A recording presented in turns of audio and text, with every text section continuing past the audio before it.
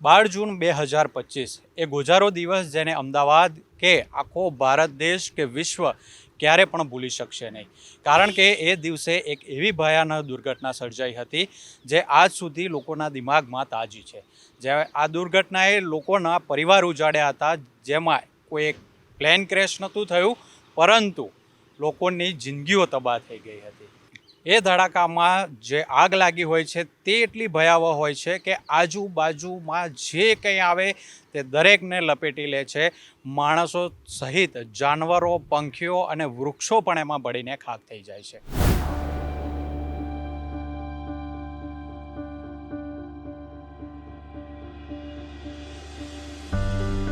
ત્રણ બહેનો એક ભાઈ છે, બધેથી નાનો હતો, બહુ લાડકો હતો।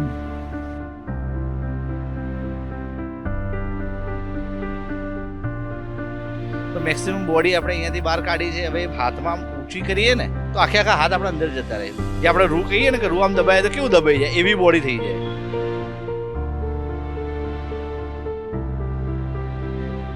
એક બેનનું માથું મારા બાજુમાં આવીને પડ્યું વખતે નીચે। ऐसी हमें 37 लाशों निकाली थी, मैंने हमारा भाईबंद जो અમદાવાદ ઇન્ટરનેશનલ એરપોર્ટથી ટેક ઓફ થયેલી એર ઇન્ડિયાની 171 ફ્લાઇટ ક્રેશ થઈ ગઈ હતી, જેમાં 265થી વધુ લોકોના મૃત્યુ થયા હતા।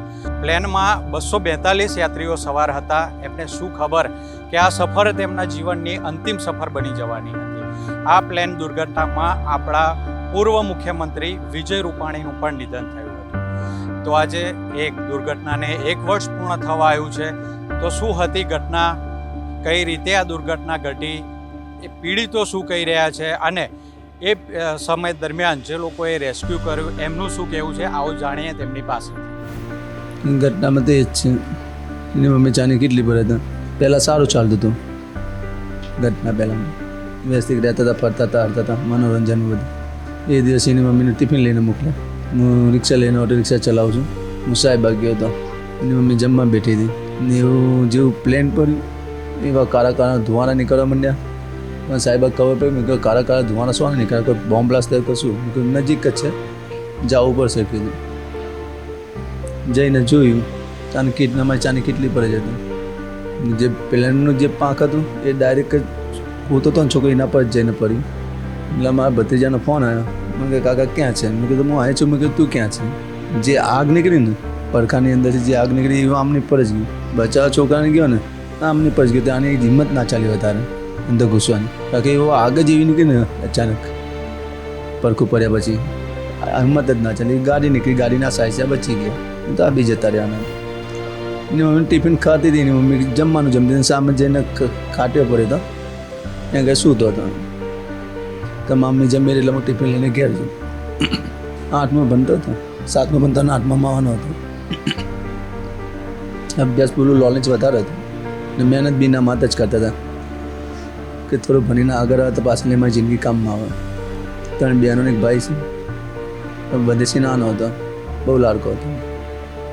અમદાવાદ વિમાન દુર્ઘટના અંગે 108માં હોસ્પિટલ કોઓર્ડિનેટર ચિરાગ સંતોગીએ જણાવ્યું હતું કે 12 જૂન 2025ના રોજ તેઓ બપોરે જમી રહ્યા હતા અને દુર્ઘટના સ્થળથી નજીકમાં જ હતા। અચાનક વિસ્ફોટનો અવાજ સાંભળતા તેઓ 4 એમ્બ્યુલન્સ સાથે વિમાન દુર્ઘટના સ્થળે પહોંચ્યા હતા। ત્યાં તેઓએ જે પ્રથમ વ્યક્તિનું રેસ્ક્યુ કર્યું તે દુર્ઘટનામાં બચનાર એકમાત્ર વ્યક્તિ હતા વિશ્વાસ કુમાર રમેશ। મારું નામ ચિરાગ સંતોકી છે। હું 108માં હોસ્પિટલ કોર્ડિનેટર તરીકે છેલ્લા 8 વર્ષથી ફરજ બજાવું છું। 12/6/2025ના રોજ જ્યારે અમે અમારું લંચ લઈ રહ્યા હતા, જમવાનું લઈ રહ્યા હતા, એ ટાઈમે એક અવાજ આવ્યો। તો પેલી ટાઈમ એવું લાગ્યું કે કંઈક અવાજ આવ્યો છે તો કંઈક ઘટના ઘટી છે। તો અમે અને અમારા સુપરવાઇઝર સત્યેન્દ્રસિંહ સંધુ અને અમારી જે એમ્બ્યુલન્સ 4 હતી એમને લઈ અને અમારા જે લોકેશન છે 1200 બેડ ઓસેરવા સિવિલ ત્યાંથી નિયર બાય હતું, તો અમે દોડીને ત્યાં પહેલાં પહોંચી ગયા। તો અહીંયા પહોંચ્યા સ્પોટ પર, ત્યારે કશું દેખાતું નહોતું, શું થયું છે એ કોઈ ખ્યાલ આવતો નહોતો, કેમ કે એટલું હોટનેસ હતું, એટલો ધુવાડો હતો। ફાયરની ગાડીઓ આવી, એ પછી ક્લીન થયું, પછી ખબર પડી કે અહીંયા પ્લેન ક્રેશ થયું છે। એ ઇન્સિડન્ટમાં અમારું પેલું માઇન્ડ ત્યાં હતું કે જેટલા લોકો લાઈવ છે એમને સર્વાઈવ કરી હોસ્પિટલની અંદર એમને ટ્રીટમેન્ટ માટે પહોંચાડીએ। જ્યારે અમે એક વ્યક્તિને સર્વાઈવ કર્યા હતા, જે અમારા સુપરવાઇઝર સાહેબે સર્વાઈવ કરી અને મને હેન્ડઓવર કર્યા, મેં લઈને એમને 108ની એમ્બ્યુલન્સમાં બેસાડ્યા અને એમને અસર સિવિલની અંદર પહોંચાડ્યા. થોડો ટાઈમ જતાં 5-6 વાગ્યાની આસપાસ અમારા રિલેટિવ્સ ફ્રેન્ડ્સ એના કોલ આવવા લાગ્યા કે તમે જે વ્યક્તિને લઈને જાઓ છો, જે બચાવ્યા છે, એ પ્લેનમાંથી બચેલા એકમાત્ર કુમાર વિશ્વાસ છે. ત્યારે અમને ખબર પડી કે એ કુમાર વિશ્વાસ છે. અને આ બધું જે ઓપરેશન ચાલતું હતું કે જેટલા લોકોને અમે સર્વાઈવ કરીએ, મોટી માત્રામાં ડેડ બોડી હતી, જેમને લઈ અમે 108માં લઈ અને હોસ્પિટલ અસર સિવિલની અંદર શિફ્ટ કરતા હતા. અસારવા વોર્ડના મ્યુનિસિપલ કાઉન્સિલર અનુપેન પટેલે જણાવ્યું હતું કે તેમનું ઘર દુર્ઘટના સ્થળથી નજીકમાં જ છે. જ્યારે આ ઘટના બની ત્યારે તેઓએ તરત જ પોલીસ અને ફાયરને જાણ કરી હતી અને તેઓ પોતે પણ રેસ્ક્યુ માટે જોડાયા હતા. જ્યારે આ ઘટના બની, મારું ઘર સામે જ છે, 60 કદમની સામે. જેવો અવાજ આવ્યો અંધારું થઈ ગયું હતું અને એમ કહેવાય ને કે આગના ગોળે ગોળા હતા. એટલે મને આઈડિયા આવી ગઈ કે 50 મિનિટ થયું છે. એટલે મેં તરત ડીસીપી 4 ઝોન કાનન દેસાઈ ફાયરને તરત જ ફોન કર્યો અને અમારા ધારાસભ્ય દર્શનાબેન વાઘેલાને તાત્કાલિક ફોન કર્યો અને હું તરત જ અંદર પહોંચી અને પાછળથી જે બાળકો અંદર જવાય એવી પરિસ્થિતિ હતી નહીં, એટલે અંદરથી બહાર જે દોડીને આવતા હતા એ બાળકોને હું ડૉક્ટરોને પાછળના રસ્તેથી રિક્ષામાં અમે ટ્રોમા સેન્ટર સુધી પહોંચાડ્યા હતા, કારણ કે પરિસ્થિતિ બહુ જ ગંભીર હતી. એટલે કેવા એવા શબ્દ નથી મારા માટે. અને સાથે અમારા પૂર્વ મુખ્યમંત્રી શ્રી વિજયભાઈ રૂપાણી પણ હતા. એ વખતે તો અમને નથી ખબર, પણ 2 કલાક પછી અમને ખબર પડી હતી. એટલે એમના 1 વર્ષના હું શ્રદ્ધાંજલિને એમને દરેક 260 જણ જે મૃતકો છે એમને બધાને હું શ્રદ્ધાંજલિ અર્પણ કરું છું. મારા પાસે શબ્દ નથી, કારણ કે હું અહીંયા જ રહું છું એટલે 24 કલાક આ રસ્તે આવતા જતાં મને ઘટના યાદ આવે છે. ને જેવા પ્લેન નીકળે છે એટલે એ પ્લેન પણ જોઈને અમને આજ પણ ડર લાગે છે. આ ઉપરાંત અનેક સ્થાનિકો પણ પોતાના જીવની પરવા કર્યા વિના સળગતા વિમાનની જ્વાળાઓની વચ્ચે કૂદી પડ્યા હતા અને મૃતદેહોને બહાર કાઢવામાં મદદ કરી હતી. આજે પણ આ લોકોએ દ્રશ્યોને યાદ કરીને કંપી ઉઠે છે. જાણો તેમણે શું કહ્યું. મારું નામ રજનીકાંત પરમાર, હું પોતે એડવોકેટ છું અને અમદાવાદ સિવિલ સેશન કોર્ટમાં પ્રેક્ટિસ કરું છું. બનાવ બન્યો એ સમયે મારા ફાધરનો મારી પર ફોન આવ્યો કે બેટા અહીંયા ગાડી કંઈક બનાવ બન્યો છે, કંઈક ભયાનક હાદસા જેવું લાગે છે, કંઈક જોરદાર અવાજ આવ્યો છે અને બહાર અંધારો દેખાય છે. તો મને એમ કે કંઈક કશું થયું હશે, કોઈનો ગેસનો બાટલો કેવું કંઈક ફૂટ્યું હશે. હું આપણા ઘરે કંઈ થયું છે એટલે કે આપણા ત્યાં પણ બહાર કશું દેખાતું નથી. હું સારું વાંધો નહીં, ચિંતા ના કરો, કશું નહીં થયું. પછી કજુ કોર્ટમાંથી ઉપરના ભાગમાંથી બારીમાંથી દેખાય ને તો જ્યારે જોઈએ ને તો ઉપર ગુબ્બારા દેખાય આગના. તો ન્યૂઝ ચાલુ કરી મોબાઈલની અંદર એપ્લિકેશનમાં જોયું તો કે આઈજીપી કમ્પાઉન્ડ મેઘાનગરની અંદર પ્લેન ક્રેશ થયું. હવે એ સાંભળતાની સાથે જ મારે તો અંદરથી રૂવાડા ઊભા થઈ ગયા, કેમ કે મારું ઘર અહીંથી 400 મીટરના અંતર ઉપર જ છે. તો ફાસમ 5 થી 7 મિનિટમાં હું ઘરે પહોંચ્યો, કેમ કે આવું સાંભળી કોણ બેસી રહે. ફટાફટ હું આવ્યા, મમ્મી પપ્પાના સેફ જોયા એટલે મને થોડીક રાહત થઈ કે ના મારા ઘરે કશું કંઈ છે નહીં. ત્યાંથી પછી હું ગાડી મૂકીને એ ગાડી ચાલતો આગળ આવ્યો, કેમ કે આ રોડ આખો પેક થઈ ગયો તેટલી વારમાં. તો એમ્બ્યુલન્સ બી એટલી, પોલીસની ગાડીઓ બી એટલી, આ રોડ બી. અહીંયા આવતાની સાથે આ જે રોડ છે અહીંયા ગાડી વચ્ચોવચ્ચ છે ને આ દિવાલથી લઈને પેલી દિવાલ સુધી આ કોડ તૂટેલો છે, ત્યાં પ્લેનનું આડું પાંખ્યું પડ્યું હતું જેની અંદર ફ્યુલ ભરેલું હોય. એના કારણે આ ગુબ્બારા આગ ના દેખાય. અહીંયા ગાડી બી દેખો તો આગના ગુબ્બારા.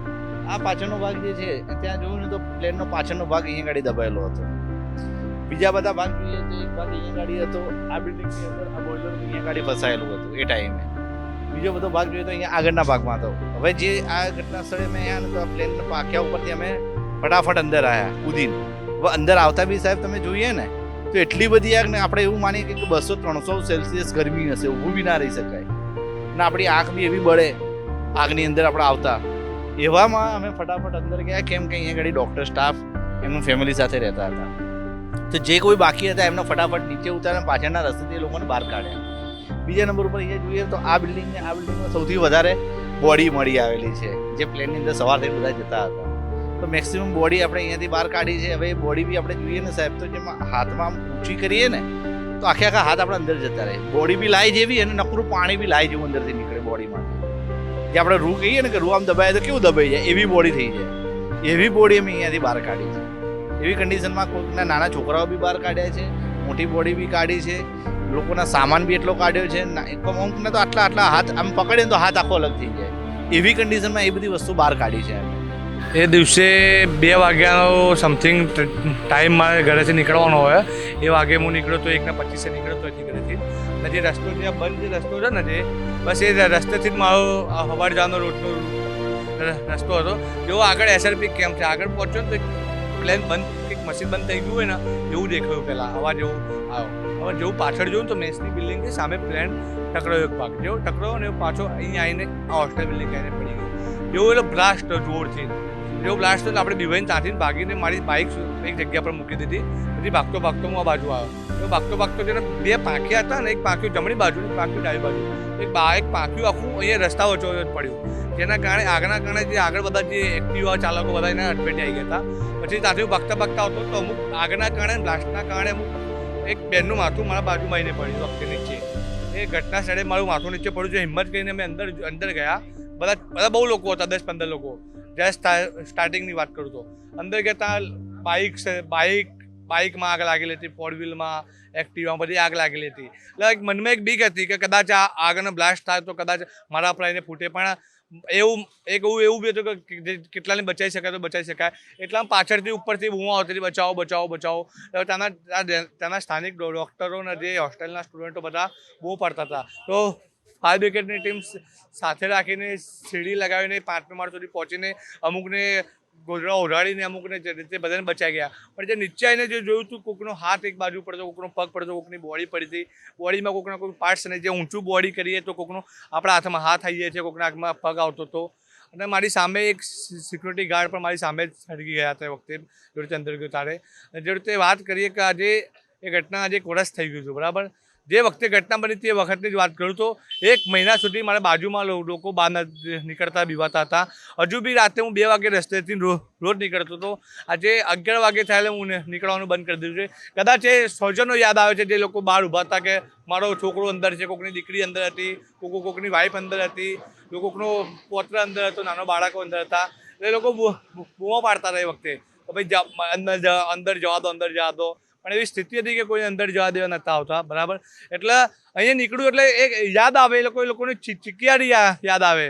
મેં મારી સામે 3 સેકન્ડ અવાજ સાંભળ્યો તમે 1, 2, 3 ત્યાં બધું બ્લાસ્ટ થયું. કોઈનો અવાજ બી સાંભળવાનું બંધ થઈ ગયું હતું. પણ એ ઘટના જે હજુ જોઉં છું, હજુ 1 વર્ષ થયું, હજુ પણ ઘટના ભૂલી નથી શકાતી. કદાચ ભગવાનને જે નક્કી કર્યું હતું એ ખરું હતું. જે પાયલટની વાત કરવામાં તો પાયલટે બી સારી જગ્યાએ જો આમ તો ખરાબ જ કહેજો થોડુંક પાછળ ક્લાસ થયું હોત તો ત્યાં ઘટનામાં 2000 લોકોનો મોત આગળ થયો તો આગળ 1200 બેડ હતી, આગળ ચમનપુરા હતું એટલે ત્યાં 5000નો આંકડો. ત્યાં સ્થાનિક લોકો વધુ રહેતા હતા. એટલે પાયલટે બી સમજદારીપૂર્વક જે પ્લેન અહીંયા લેન્ડ કરવાનું વિચાર્યું હતું પણ પ્લેન લેન્ડ થયું નહોતું. એટલે આજે વર્ષમાં એ ઘટનાના આજુબાજુ લોકોમાં થોડો ભયનો પ્લેન નીકળે તો પણ થોડો ભયનો માહોલ છે. કેમ કે અમારી ઘરની બાજુમાં આમ જોવા જઈએ તો રોડ સાઈડથી જોવા જઈએ તો 4 કિલોમીટર એરપોર્ટ પણ આમ ડાયરેક્ટ જોવા જઈએ તો આપણે 1 જ કિલોમીટરમાં એરપોર્ટ આવી જાય છે. એટલા માટે હજુ પણ આ ઘટના અમારા દિમાગમાંથી નીકળી નથી શકાતી. અમે ભૂલી નથી શક્યા. આ વિશ્વમાં મારી 25 વર્ષની ઉંમરમાં પહેલી ફેર આવી ઘટના મેં મારી નજરે જોઈ છે. મેં મારી સામે 260 લોકોની બોડીઓ જોઈ હતી મારી સામે. એટલે આ ઘટના બહુ ગંભીર ઘટના હતી. ને ભગવાન માતાજીને એવી પ્રાર્થના કરું છું અહીંથી ને કે વરસ થવાયું છે આ તમામ આત્માને મોક્ષ મળે અને શાંતિ મળે, એમના પરિવારને દુઃખ સહન કરવાની તાકાત મળે એવી પ્રાર્થના કરું છું અહીંથી. 1200 બેડ હોસ્પિટલ જોડે હું બેઠો હતો બરાબર. ત્યાંથી આગ લગાવવા માંડી હતી. તો મેં ઉપર દેખ્યું, મેં કહ્યું આ ધુમાડો ક્યાંથી આવ્યો. પછી હું અહીંયા ભાગતો આવ્યો તો મને એવું લાગ્યું કે ગેસનો બાટલો ફૂટ્યો હશે. તો મારા મનમાં વિમાન ક્રેશ થયેલું હતું બરાબર. વિમાન ક્રેશ થયું પછી અહીંયા બધી આગ પબ્લિક ભેગું 108 આવી ગયું. પછી પાણીથી એને ઉજાવવા માંડી. મારા દોસ્તો બધા અહીંયા આ રીતે અહીંયા પછી ડેડ બોડીઓ નીકાળીને PM છે ને 108 ત્યાં લઈ ગયા. પાછી આવ્યા ને પાછી 108માં લથડી અમે 37 લાશો નીકાળી હતી મેં મારા ભાઈબંધોએ.